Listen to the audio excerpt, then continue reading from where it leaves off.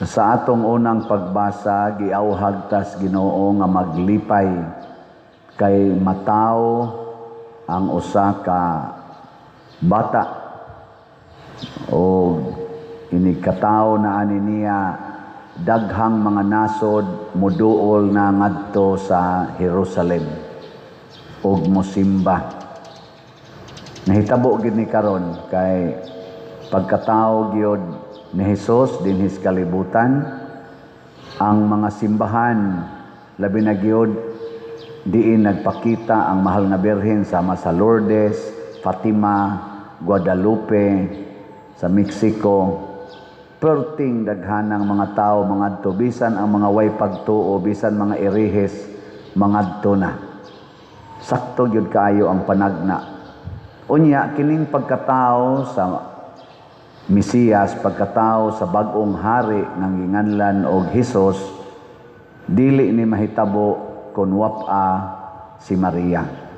Munang usahay makaingon ta kana bitang magtamay ni Maria nga Hesus lang giamo kay kanas Maria wa manay apil sa kaluwasan. Dili siya moy atong manluluwas, nahimo gid siyang agianan. Pero og wap-a sa to siya muoyon, posible pod nga dito siya gamiton isip agianan sa kaluwasan.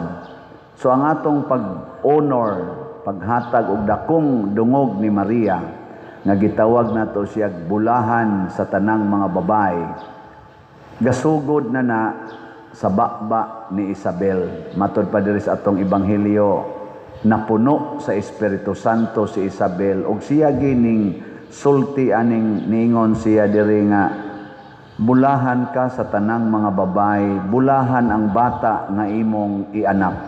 Og si Isabel sad pinaagi gihapon sa Espiritu Santo, miproklamar sad nga si Maria inahan sa Ginoo, nahimong inahan sa Ginoo. I-honor man gayud nato sa una si Aling Dionisia nga inahan ni Manny Pacquiao. Katubang na champion na Pacquiao, pertilig yung sikata tibok kalibutan.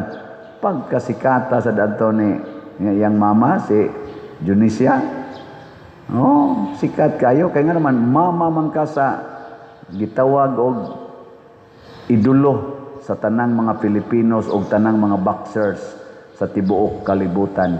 Samot na gyud nga ang inahan sa manunubos sa kalibutan, sa magbubuhat sa kalibutan, inahan sa Ginoo. Munang niingon diri si kanini ang Isabel, ngano kaha nga miduaw man kanako ang inahan sa akong Ginoo. Munang kanang mga tao sad nga mosupak nga moingon nga si Maria dili inahan sa Ginoo, nasayop na pud na sila kay niya maginis Bible. Labi na gina mga igsuon nato nga Bible base ang ilang pagtuo. Ni Bible base man gid ni siya. Giproklamar man nya dili man ibaba ni Isabel nga siya ra. Wa man niya gi-analyze isip theologian, napuno siya sa Espiritu Santo. Muna ang mahal nga birhen mga igsuon mao gyud ang hinungdan nganong matigom ang mga tao. Kami bitang mga pari, dili gyud mahitabo nga epektibo mi sa among pagkapari basta dili mi suod sa mahal nga Birhen Maria. Ang mga Santo Papa sa atong naabutan, ako sa naabutan ako si kuan Pope John Paul II, suod kay siya sa Birhen Maria. Si Mother Teresa of Calcutta, suod kayo sa mahal nga Birhen Maria. Sila si Pope Francis, Pope Benedict, kana mga suod kayo hasta kani atong Santo Papa karon, mga suod kayo ug unsa may ilang nabilin sa kalibutan, dagko kayong mga kaayuhan. Nagpromote gid sila kalinaw, kahiusa og kauswagan sa tao ug sa kalibutan. Muna diri sa atong ikaduhang pagbasa, gibutang gid diya diri nga ang pasalamatan nato ang Ginoo kay iya yung giplanong daan nga kitang tanan mahimog yung mga balaan o mga anak sa Dios pinaagi ni Hesukristo. Nya kinsa may nipakatao ni Hesukristo para matuman ang plano sa Dios nga kitang tanan himuon niyang mga anak, si Maria gihapon.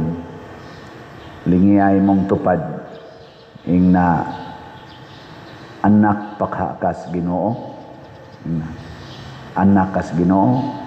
Og suod ka ni Maria, anak kas Ginoo. Pero di gani ka makigsuod ni Maria, questionable ang imong pagkaanak. Labi na gyud maglagot ka ni Maria. Ako layo kay ko sa Simbahas Guadalupe, murag naamis mga abot siguro mig mga 6 kilometers gikan sa Simbahas Guadalupe niya. Ang katunga rana mao'y masakay lisod sa kingdan unya ang katunga maglakaw na hangtod karon motor ay makaabot dito sa kahugan sa Pangdako Guadalupe. Panagsa ra gyud kay may makaanhag simbahan. Mao nang musuroy na gay ng birhen ang iyang imahen, isuroy na gay na kanang pag-angat ng pista. Adto gina manghigda sa among lugar ang muadto kay di man sila kapauli kay layo-layo magyog lakaw. So mo overnight yun nya makakita din ko ng image sa birhen gamay pa kay ko adto mamis kapilya nga nindot makinagnaong ang Birhes Guadalupe, nindot ang iyang naong diri poston og kanang iyang sinina. Nya malingaw kay magtan-aw kuguson kay adto maglakaw ng bungtod magkayab-kayab ang sinina kay kusog ang hangin. Igabot na sa kapilya, magbidjil na mi didto.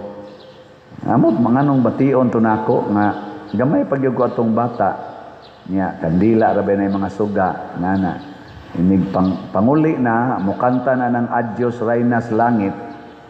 Mura kog mo aksyog hilak kay maghunahuna man ko nga siya na lang usa dito sa kapilya muli na mi. Unya moingon din ko, hala anhion ni siya abat din siya na lang usa. Nya wa ko kahibaw di ay ganahimo kong Legion of Mary hangtod nag-serve na jud ko sa Guadalupe nga simbahan og gikan 1988 didto sa Langob sa Guadalupe ako'y tiglid sa nobina hangtod 1995 nga nisod ko sa seminaryo. Sige jud ko lead sa nobina didto sa Langob sa Guadalupe nya magwaliwali sa ko sa ebanghelyo mo paambit sad ko within the nobina mga 5 minutes lang. Og tungod ato murag didto usatos nakasugnod nga nisod ko sa pagkapari. Hangtod karon kana gyong Birhen Maria labi na ang Birhes Guadalupe mo ginay akong gi pakigsuoran. Ug unsa may nahitabo maka attract kita og tao.